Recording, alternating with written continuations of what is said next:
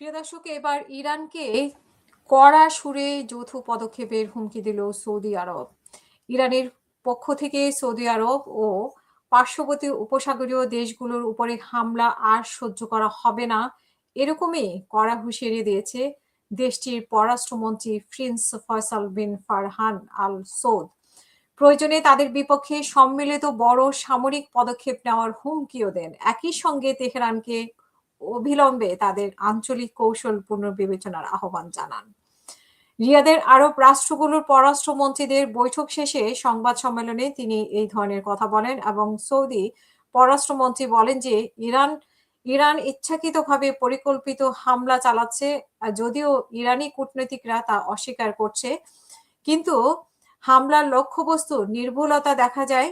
এটি আগের থেকেই পরিকল্পিত, সাজানো ও চিন্তা ভাবনা করা হয়েছে। সৌদি আরব কখনোই এর প্রতিক্রিয়া জানাবে তা প্রকাশ করা বুদ্ধিমানের কাজ হবে না বলেও তিনি হুঁশিয়ারি দেন।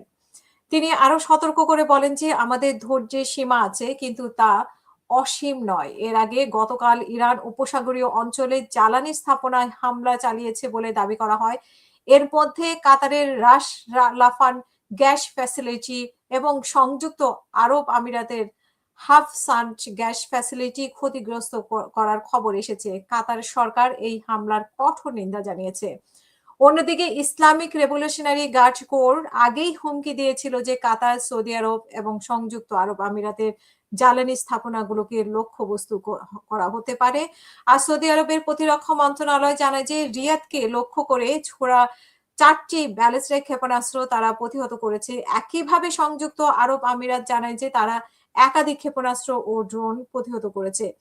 সৌদি পররাষ্ট্রমন্ত্রী বলেন যে এই সংঘাত শেষ হলেও ইরানের সঙ্গে সম্পর্ক পুনর্গঠনে দীর্ঘ সাময়িক সাপেক্ষ হবে, কারণ আস্থা পুরোপুরি নষ্ট হয়ে গেছে। তিনি সতর্ক করে বলেন, যদি হামলা অব্যাহত থাকে তাহলে ভবিষ্যতে পারস্পরিক আস্থা পুনরুদ্ধারে প্রায় অসম্ভব হয়ে উঠতে পারে বলে তিনি সতর্ক করেছেন।